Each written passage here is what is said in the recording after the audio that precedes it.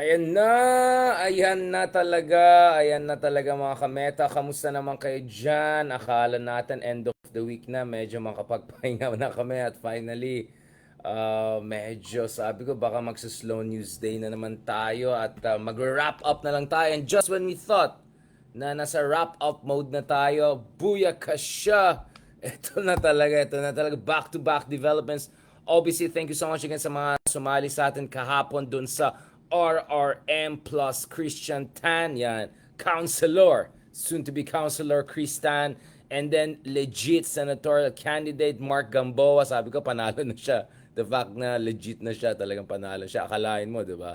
Walang party, walang ano, pero go pa rin. Go pa rin. Ganun ka big time talaga mga kaibigan natin. And of course, guys, alam ko yung mga nagbabash sa akin, ikaw Richard, napaka-strict mo sa ibang politicians, ganyan-ganyan, pero bakit kung sino ganyan? O yan, kahapon medyo na Tito Boy, abunda natin sila in the best way possible. Tinanong talaga natin, I put them both on the spot.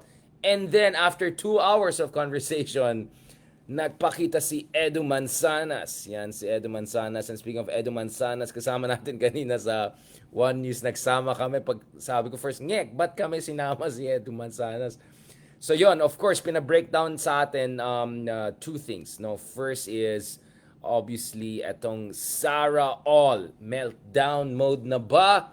And then balikan natin ng konti yung kay Lenny Robredo. I want to talk about it because President Marcos Jr. and Lenny Robredo seem to have had slightly different interpretations or slightly different angle, no, dun sa implication ng kanilang hindi naman meeting per se, was just, some could even say chance handshake, which nevertheless generated a lot of attention, and I think broadly positive. Interesting, broadly positive, and including from yours truly. I just felt na now there's no way for the DDS club to say na no, nagkakaroon kami ng counter realignment against BBM. Now it's very clear that Lenny is just being stateswoman-like. So pag-usapan natin yung dalawa na yan. But first of all, buyaka siya talaga pagdating sa Pilipinas at pagdating sa mga Dutertes.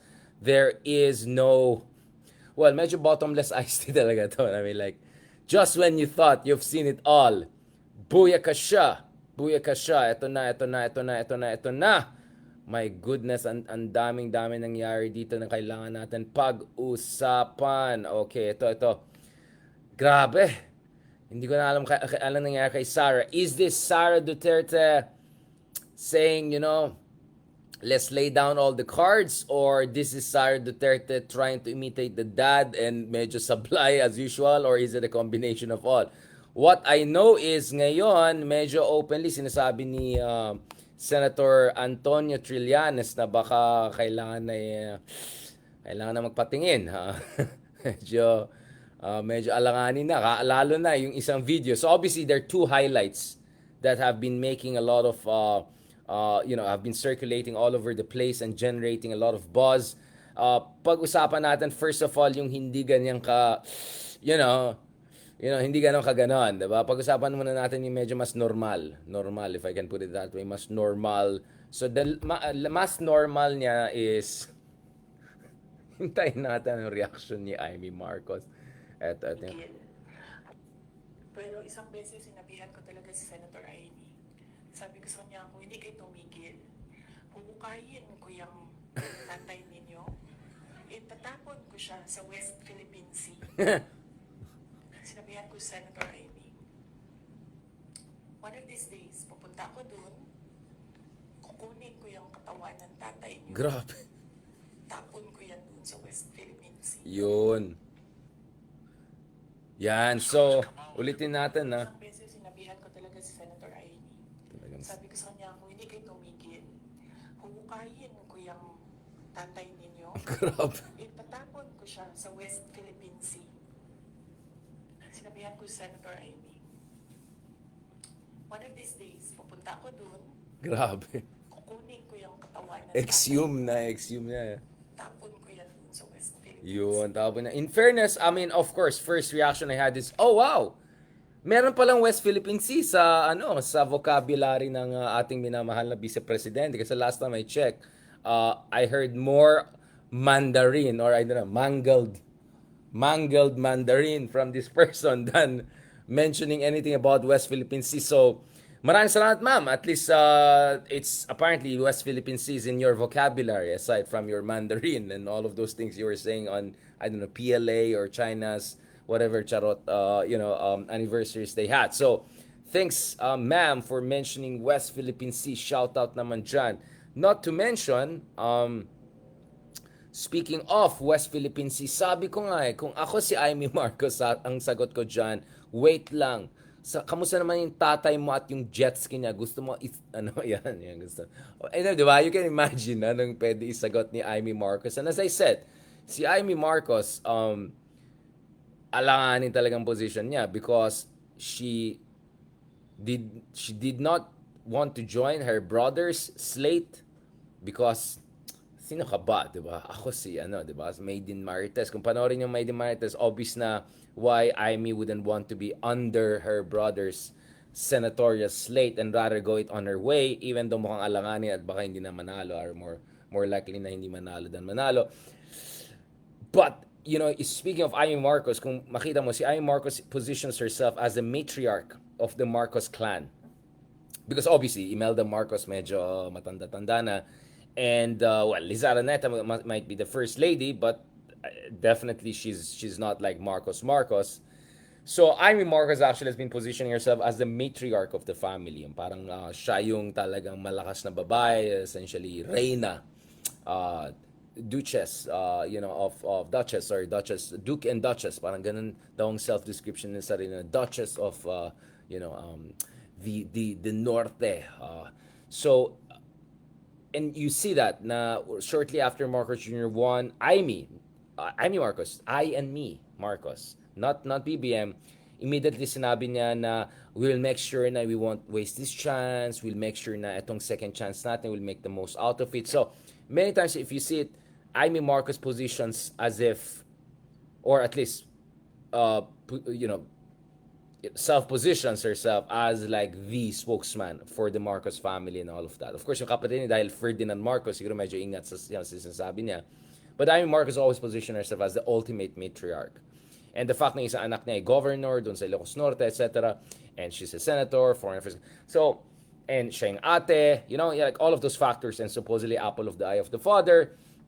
When you put all of those elements together, it's very hard to see how Amy Marcos will not respond to this in any significant or forceful way and not look weak or not look like she's foregoing kanyang role as the essentially self-proclaimed or self-styled or de facto matriarch of the Marcos family, right? So it's very interesting to see. And as I said, kanina also dun sa conversation natin with Ronald Llamas, if you look at it, si Amy Marcos was already having problems with the Dutertes. So, basta Duterte earlier this year, parang essentially sinasabi, masyado kang Karen.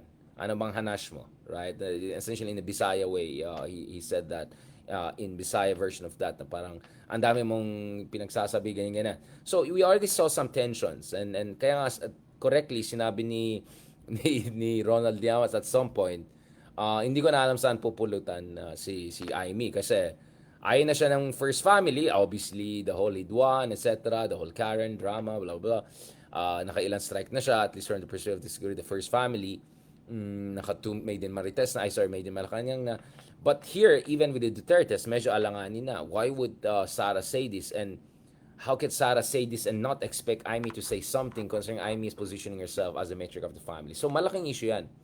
At I can say, as someone who's from the North, who's Ilocano, for the loyalists, doon sa mga hardcore Ilocanos, etc., they will expect a certain response. I'll tell you what, the Dutertes are the most hated people probably in the northern Luzon area. From Baguio to Ilocos, etc., you go, ang dami mong makita ng mga posters or anything in Ilocano saying all sorts of not so good things about Sara Duterte, right? Not to mention, there are a lot of other cultural background issues I'd rather not get into, baka we get into trouble. But you get what I'm saying. The Dutertes are already the most hated in Ilocos Norte, in the solid North region. They're not very popular in Baguio, I'll assure you 100%. So, yeah, I don't know what on earth is Sara trying to achieve. But it got even worse. Just when you thought that Sara Duterte is really burning bridges with the last vestiges of communication he could have with the first family, well, not first family, the first dynasty, let's put it that way, it got even crazier. And this is where I'm gonna find it very difficult. Paano maging kaibigan pa rin si Amy ng mga Dutertes and get away with it? Because this second part is actually more worrying. Like, you thought that part is crazy, and then you suddenly see the second. I mean, again, this is a long conversation, but we're talking about the highlights that have just gone. My goodness, like, this is meltdown mode na yan. This is crazy. This is crazy. This is crazy. That's it. Diba? Sabi ko nung isa, awanin. Tapos dun sa mga iba, parang yun na. Wala na. Pero ito talaga. And then I got his head. Diba? Ito. And then I got his head. Diba? So doon, na-realize ko, toxic na, di ba? Toxic talaga. Ganyan na yung imagination mo. Ang imagination mo, sinasakal mo na yung... Presidente. And then I got his head. So doon, What's na-realize ko, happening? toxic na, di ba? Ganyan na yung imagination mo. Ang imagination mo, sinasakal mo na yung... And then I got his head. Well, guys, I'm not sure. I mean, ang dami nagsasabi na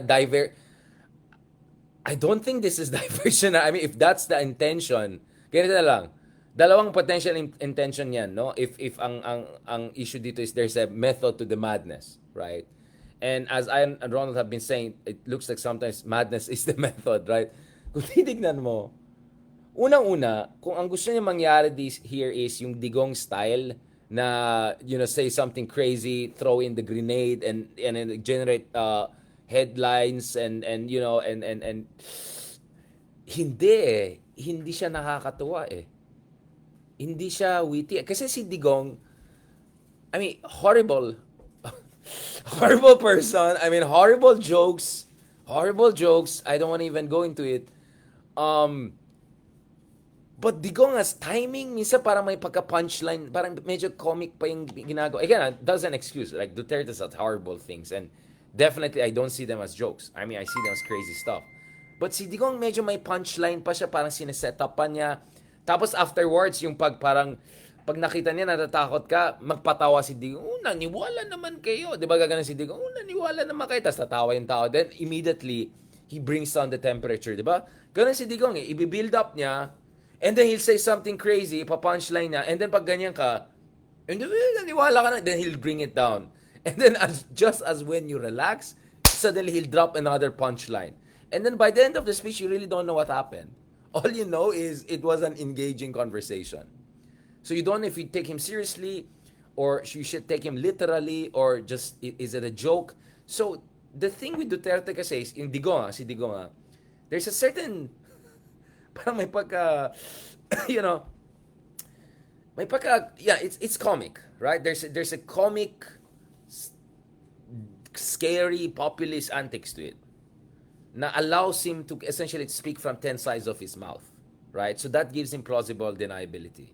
And so, istorya lang yan, wala yan, hindi yan seryoso. May ganon si Digong.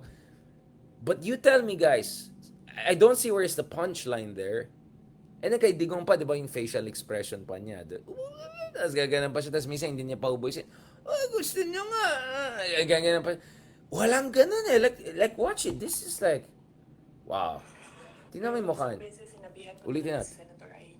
Tingnan mo yung seryoso. Sabi ko sa kanya, kung hindi kayo tumigil, huhukayin ko yung tatay ninyo, itatapon ko siya sa West Philippine Sea. Sinabihan ko si Senator Amy, one of these days, pupunta ako doon. Walang punchline, walang timing. Tapon ko yan doon sa West Philippine Sea. But the other one is even like crazier. Like, tingnan mo yung facial expression, di ba?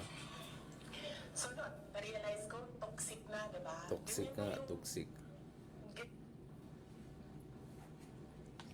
And Tingnan mo. then, I got his head. Oh my God, that's awkward. So doon, na-realize ko, toxic na, di ba? Toxic Ganyan na nga.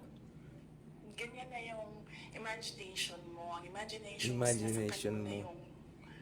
Hindi siya funny eh. Walang And punchline. then, I got his head. Di ba? I mean, I'm telling So, you, no, if she were trying to just make guy sa tatay niya, sobrang sablay. It's not funny. It's like, if this were a joke, sobrang flat. Wala siyang cadence, wala siyang timing. Kaya sabi ko nga, at best, she's a poor copy of a problematic original, if I can put it that way. But, if we were to believe Senator Trillanes, something else is going on here. Yeah, I mean, I mean, kasi ako, sabi ko baka siguro meltdown lang to. Oh, I mean, my position is somewhere in the middle. Alam mo naman ako, parating in the middle kasi kaya ayoko madamay sa mga dami. The Senator Trillanes, his position is like, kailangan na ano yan. Siya nang bahala. Ito yung sinabi ni Senator Trillanes. Kung hindi hindi pa maliwanag sa inyo na psychologically unstable itong tao na to, then what is this? Ikaw mo talaga. I mean, guys, we thought, akala natin yung Shimenot, yung pinaka... Kaya nga sabi ko, I thought yung Shimenot, yun yung next na nakita natin. But guys, eto next level na to. Next level na to. Nakakatakot na talaga to. Nothing funny, no punchline. She looked very serious. Uh, Diba? Sasabihin ko, hindi kayo tumigil, huhukayin ko yung tatay nyo at itatapon ko sa West Philippine Sea. Like, what the heck, diba? Kaya ang hindi ko si Amy, kung hindi ka tumahimik, kung yung tatay mo, kahit di pa hinukay, huhukayin ko yan, ilalagay ko sa West Philippines yung ano. I mean, you could see this going crazy. Kaya, tingnan natin si Amy at si Ai at saka si Me. Ano yung response niya? Kasi, she's supposed to be the matriarch of the family. Obviously, si First Lady Liza Araneta, Liza Araneta already said, matagal na batshot na ako sa taong to. So, this is crazy, guys.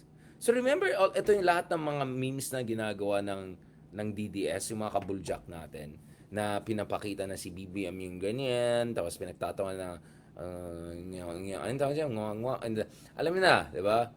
And then, ang dami mga videos na pinapakita si First Lady na ganun, like, please, kung mahal nyo talaga si Madam, tingnan nyo naman yung sarili nyo, Madam. Medyo, hindi na siya nakakatuwa. Actually, hindi siya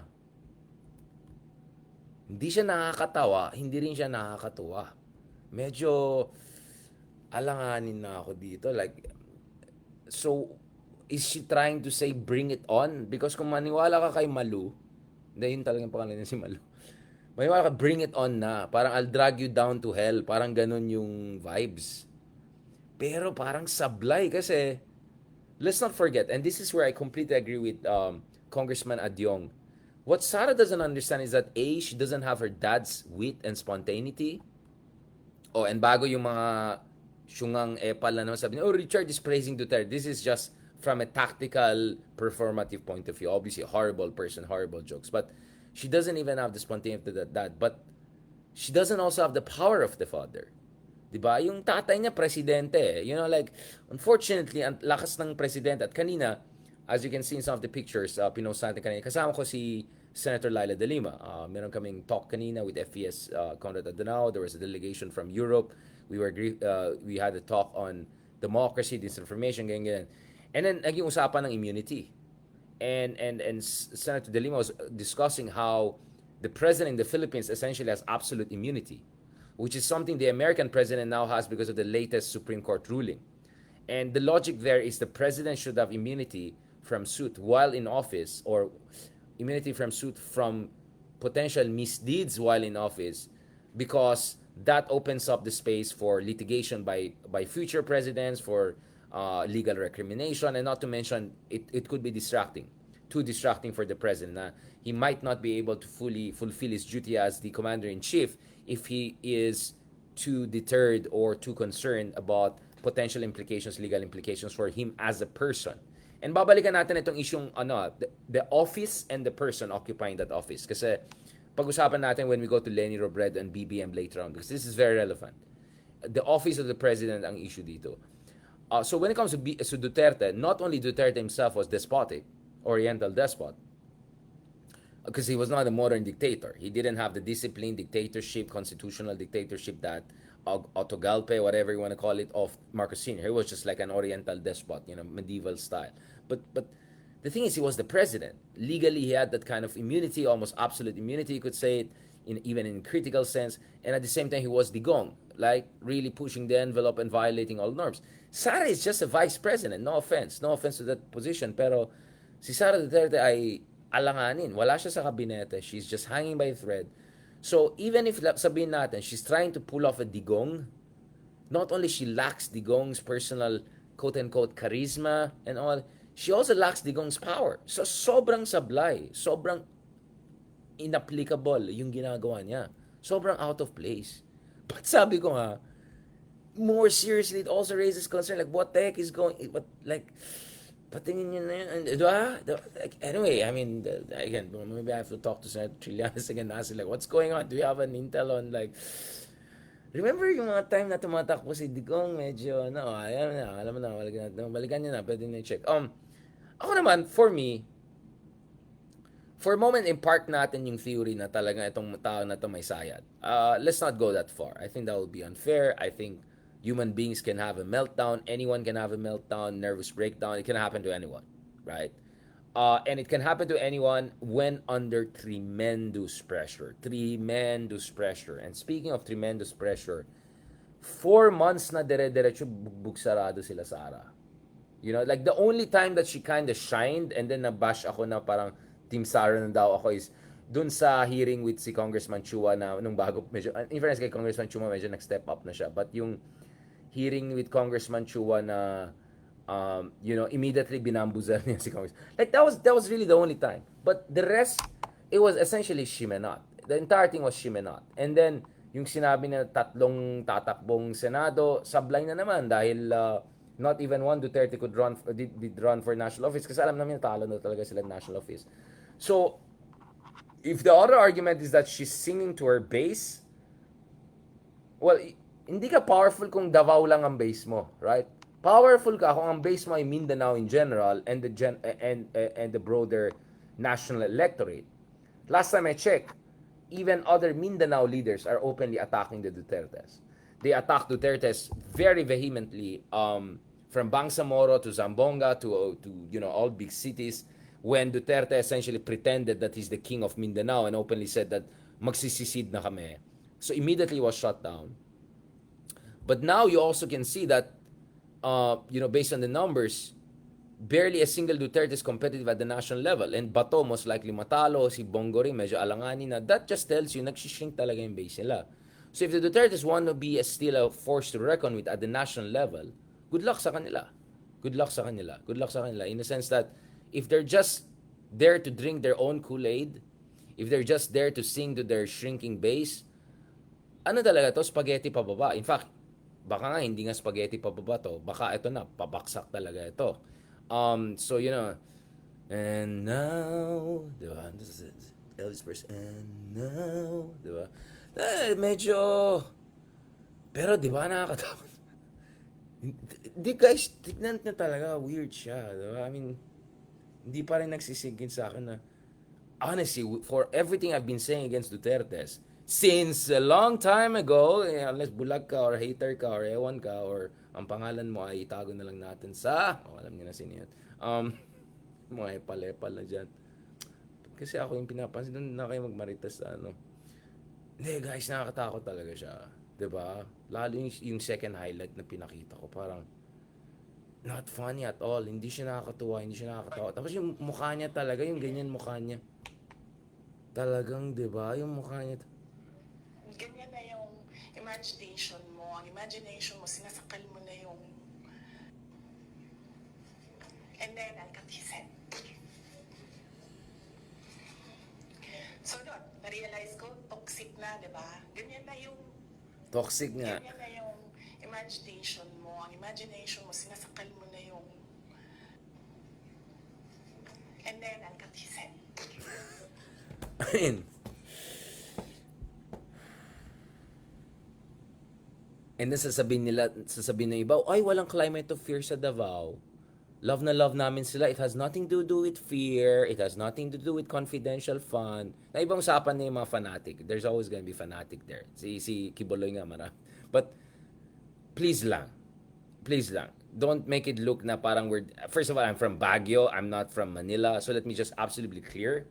When I posted that thing about Davao, I said, Dear Davao folks, okay, Davaoenos, okay? What I meant there is, first of all, I said, dun sa mga iba lang, some Davao na sobrang believe kay Digong. Sabi ko, sana you kept him na lang to yourself. Bakit siya nag-national level? Hindi naman applicable yung mga sinasabi niya sa Baguio sa amin or ibang lugar. But the other thing I was actually saying is that um, Davao is a very diverse place. Is a very developed place. I think outside Manila, it's one of the most developed, easily along with Cebu and of course, Baguio among others. And the people are there are many smart people there. I saw many people with many kinds of different opinions, but I also couldn't ignore the fact that there's fear factor. Not only because I was just in Davao before to give a talk at Ateneo de Davao, because I talked to a lot of people, journalists, academics, people who know Sara, people who know Digong, people like I talked to military, I talked to the AFP chief dun sa Eastern Mindanao. So lahat yan nakausap natin nung nasa Davao tayo a few years ago. And I had fantastic time in Davao. I mean, wonderful people. At the same time, like, we cannot ignore that there's a fear factor talaga there. Now, if you want to deny it, bahala ka sa buhay mo. But that's very clear to anyone who's objective about this. Sorry about it. But so actually, when I made that post, it was really in all due respect to people of Davao. Because ang pinakaayaw ko dito is people equate Davao to these people. And I think that's an insult to people of Davao. Seriously, this person represents Davao? No, she doesn't. Hindi ganyan ang mga taga Davao. Napakabait ng mga taga Davao. Obviously, every city has some people, right? But Toxic na, di ba? these Ganyan na people, yung, ganito bang Davao? No, ganyan na these yung people don't represent imagination Davao. mo. Ang imagination mo, sinasakal mo na yung... And then, I'll cut his head.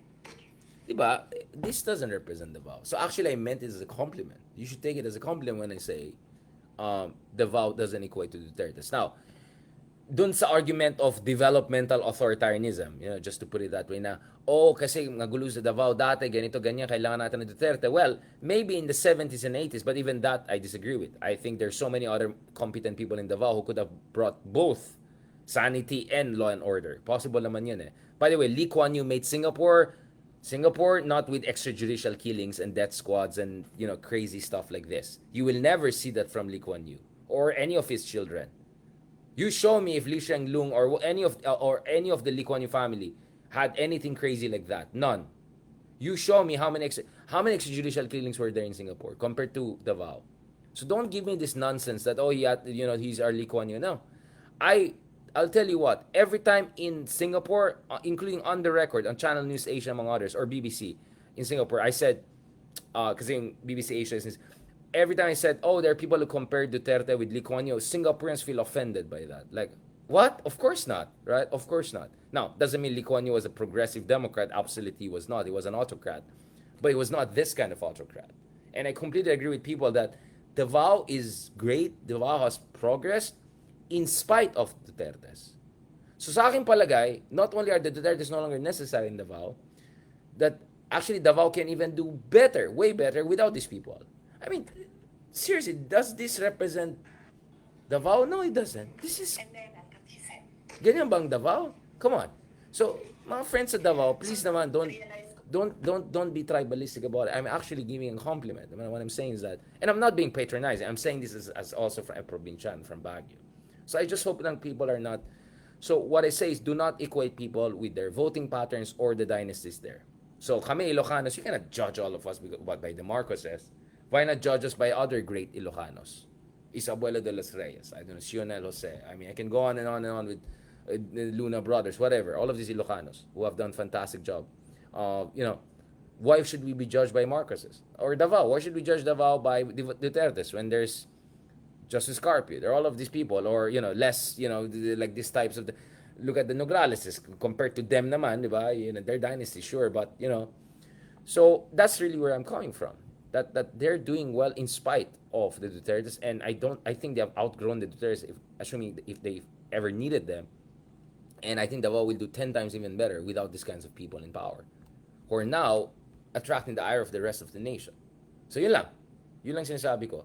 Last, let's go to Lenny Robredo. Lenny Robredo, very important. So, as we said kahapon, ayan, yung mga hater na naman dyan. Yung mga hater na naman dyan. Ayan, hater. Sige, Meko Grego. Ayan, then delete mo na. Nakita ko yung ginawa mo. Troll ka. Umayos ka sa buhay mo. Okay, umayos ka. Ayan, time out kita.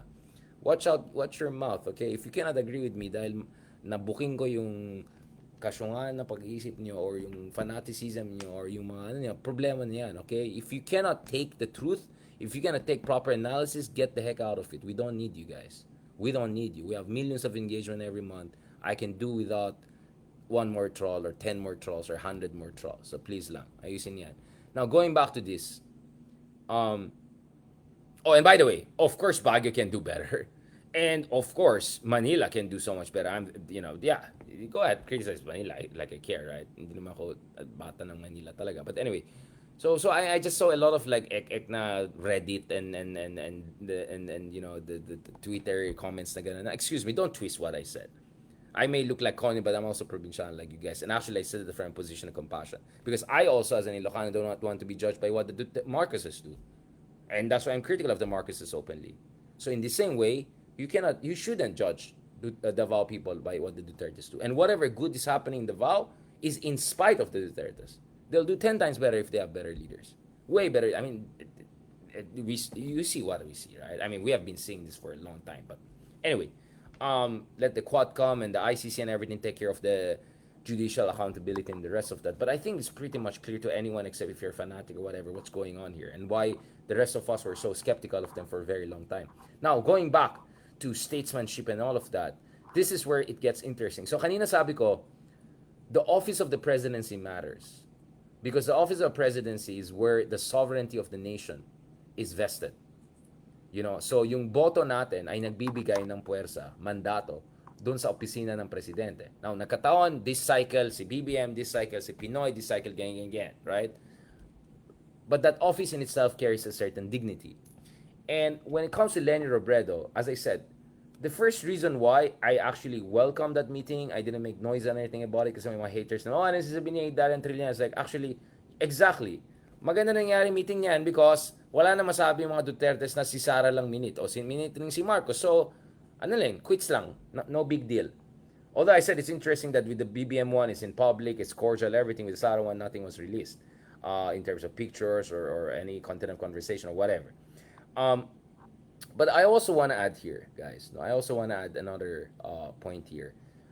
You can also see that Lenny is emerging as increasingly central in the sense that all the major politicians in this country, Tulfos, BBM, Sara, Bong Revilla, Abalos, whatever. Yung kay Abalos, hindi ko talaga maintindihan yung kalaban kalaban ng kriminal. Pero kung hindi mo makita yung maliit na kalaban ng parang kalaban, kriminal, Abalos, parang sobrang pangit yung billboard. Sir, ayusin yan. Pag sobrang liit yung nang, kalaban ng kriminal lang makikita. But anyway, si Abalos sa mga oras lahat yun. That tells you that in fairness, Lenny, despite the fact that she had the tactical temporary withdrawal, she still has that gravitas.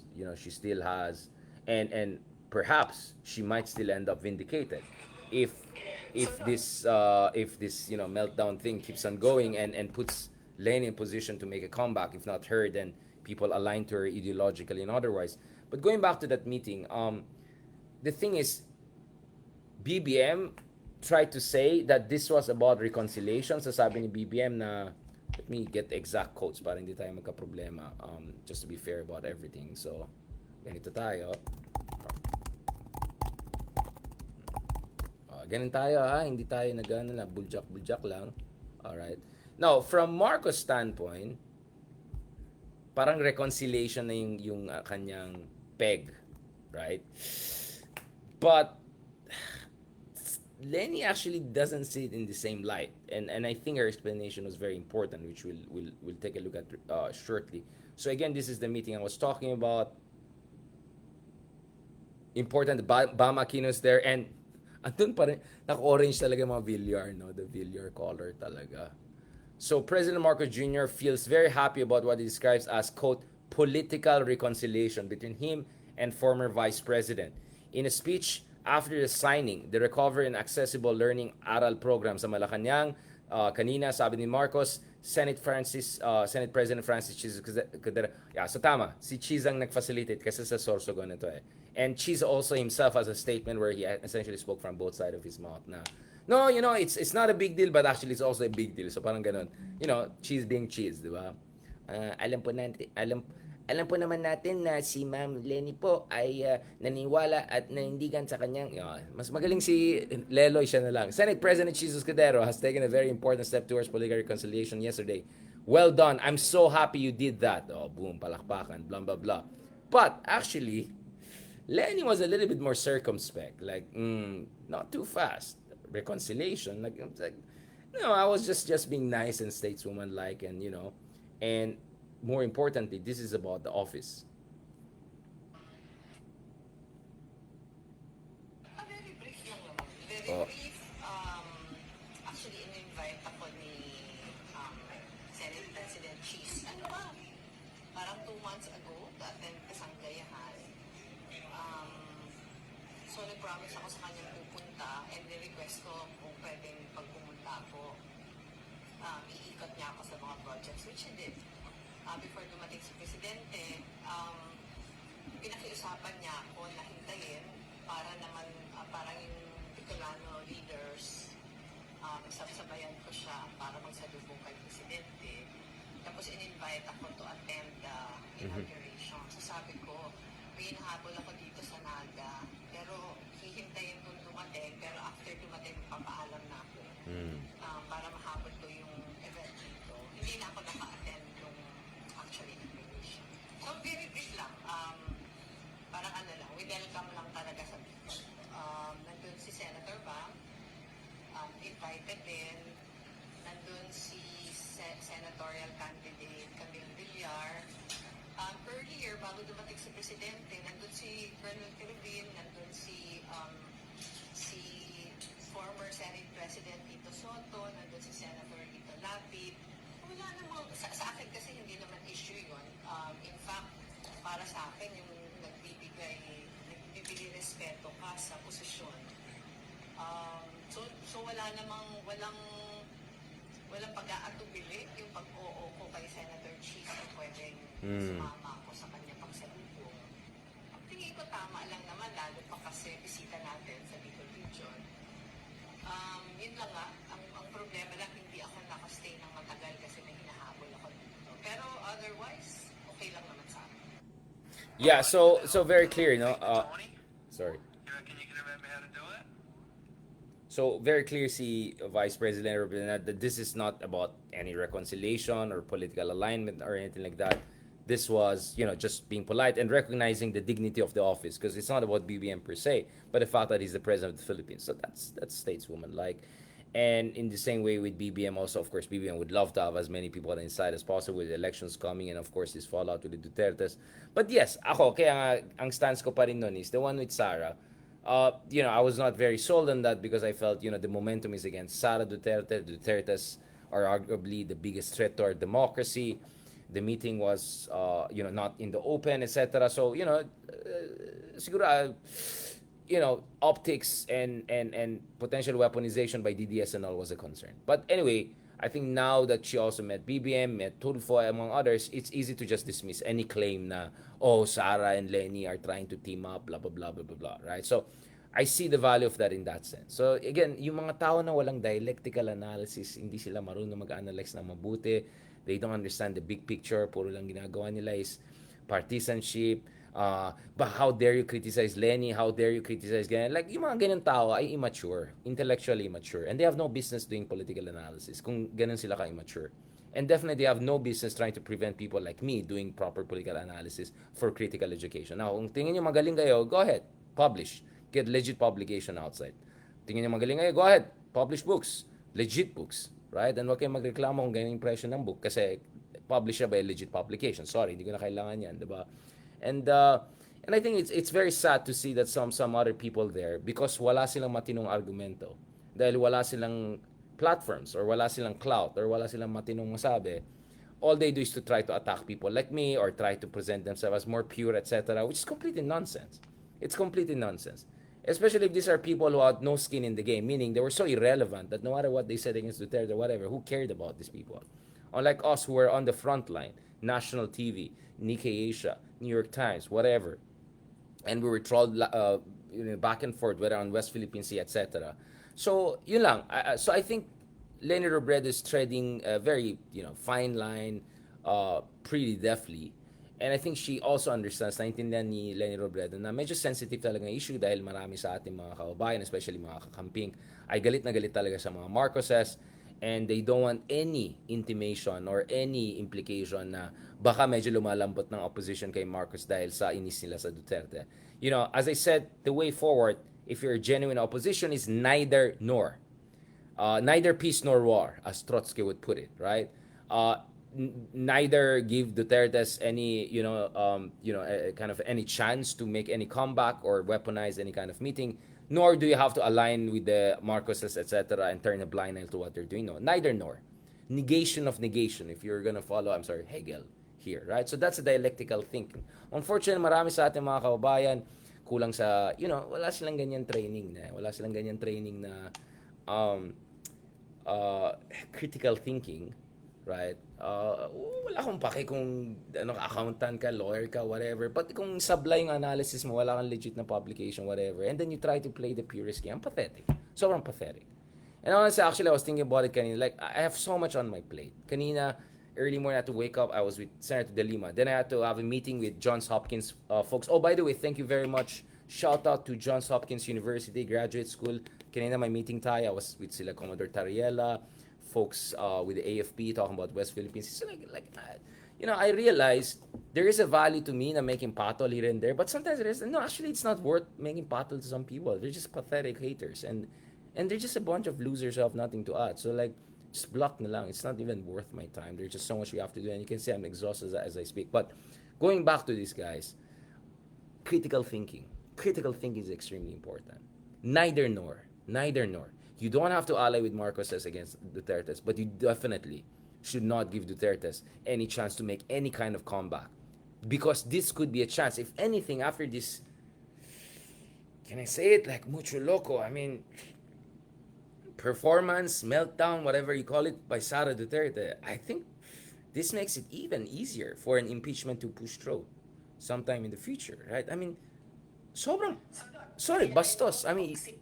You say that about the president of the country? For all my criticism of Digong, I never made jokes like that about Digong. And then, she said, You do that to the president of the republic? Even if, I didn't vote for BBM. Diba? And then again, I'm very critical. I don't think dapat nandun sa libingan ng bayani si BBM, Marcos Sr., BBM. And then gaganin mo yung, diba? Sobrang insult yan. Sa West Philippine Sea. Sinabihan ko Senator Amy, one of these days, pupunta ako doon. Cringe, man. This is cringe. Kunin ko yung katawan ng tatay niyo. Tapon ko yan doon sa West Philippine Sea. That's cringe, my friend. Pero isang That's cringe. So, I'm just saying, yung mga iba nagmamaganda na wala naman sa eksena na epal lang back in the day na no one cared about their opinion. These are the kind of people I had to deal with, Senator Trillanes had to deal with, Senator De Lima had to deal with, Maria Ressa, a lot of us in smaller, bigger people, personals, all of us had to deal with them, and it was so scary. And you can maybe one day I'll just show you how many death threats and attacks I was getting back in the day. Bastos, people sending stuff, horrible stuff. In fact, back in the day, I was so paranoid that anyone who sent me something, it's like, baka spy to, baka, you know what I'm saying? Like, it was just so crazy. And imagine, si Trillanes ka, di ba, inamin niya na traumatized siya. I think with me, he wouldn't say that kasi tingin niya, puro kami mga macho, he wants. But I think it was very traumatic for a lot of us. So, dun sa mga ibang epal talaga, na clout chaser or whatever, mahiya kayo sa balat nyo. Alright? If you want to gain relevance at our expense, alright, good luck sa inyo. Alright, good luck sa inyo. And swerte lang kayo, I'm so busy with doing real stuff with real people and real projects and all of that. Na I just felt, it's not worth dealing with some of these people. I even saw like, isang walang yung tao na to. Imagine mo, sinabihan ko pa, magaganyan ka pa, ang tagal natin Facebook friend, yung pala, ahas tong tao na to. Isi-screenshot pa niya yung private message, ilalagay niya sa labas. Even worse than DDS. Even worse than DDS. Even worse than DDS. Isi-screenshot mo yung private message na pathetic. Sobrang pathetic. These people are pathetic. So what I'm saying is, these pathetic people have to be dealt with because they will hold back the opposition. They give a bad name to the pink movement. Alright? Hindi ito mga pure na pink. Ito mga marami dyan, mga fanatic, dilawan, and whatever. We have to deal with these people. They are holding us back. And they are distracting us. Okay? Eye on the ball. Eye on the ball. We have to be focused on what's happening with Dutertes. We have to be focusing on what Marcos is doing. We have to focus on what's doing, right? What's happening right now also in the West Philippines. Lahat ng mga to. Alright? Diba? So that's the context of our conversation, etc. Again, thank you very much mga kameta. Kailangan ko na magpahinga. Medyo long day. As we speak, ang dami na naman nag-troll sa atin. So, syempre, maraming natatamaan na naman dyan. As I said, if you have no intellectual capacity, right, to deal with proper political analysis, the kind of political analysis that, is being delivered in the top university places around the world, right? It's not like, nandiyan lang tayo nagsalita sa, then you're not worthy to be here, and don't waste space on my platforms and all of that, right? Ganun kasimple lang. Walang pumipilit po sa inyo na makinig sa atin. Now, hindi ko na kasalanan kung nakikinig sa atin ng mga pinakamalaking mga media outlets, and hindi ko na kasalanan kung mga senators, presidente, whatever, nakikinig sa atin. Hindi ko na kasalanan yan. Baka they see something. So, problema niyan if you don't see what we're saying. Because maybe that's the reason why irrelevant kayo at bunch of hater and troll lang kayo. Hanggang dyan lang kayo. Alright? On that note, thank you very much. Maraming salamat. Please continue to pray for Lola's soul, and please continue to pray for our country. I mean, this is crazy stuff. Sobrang... I'm just trying to be nice, and medyo pagod ako. I might say something, baka madulas tayo, di ba? Mahirap na. Baka maganyan din tayo mamaya ng press conference, mahirap na. At ang payo ko doon sa mga ibang staff ni Madam, ganon, ingat rin po kayo, baka kung saan mapunta tong conversation na to. Tomorrow, we'll try to have a conversation. Speaking of spilling it, I will leave it to Edu Manzanas. We'll have an R&R special tomorrow. Ihabol natin tong conversation na to. I will leave it to Ronald Llamas to spill the beans bukas. So, ihabol natin ito. So, today, you had a much more refined version. And then, ihabol natin. Yeah, yung mga staff ng iba, please ingat lang kayo. Kasi, I don't want to be within a 1 kilometer radius of that thing. Alright, whatever you want to call it. On that note, thank you very much. God bless. And talk to you soon. And of course, thank you also sa mga kapatid natin na Davaoenyo. In fact, your top 4 cities in the whole world na nakikinig sa atin. So marami pong taga Davao na nakikinig sa atin. So I know there are people there who know what I'm talking about and are not getting into this tribalistic and are not allowing the Dutertes to manipulate tribalism and weaponize this whole Vismin versus Imperial Manila. That's not true. Lahat po tayo probinsyano, lahat tayo mahal natin ang bayan natin, and I'm absolutely sure Davao will be even better. It's great, but even better if iba ng mga leaders, no? You don't need people like this. You don't need men like that. Thank you.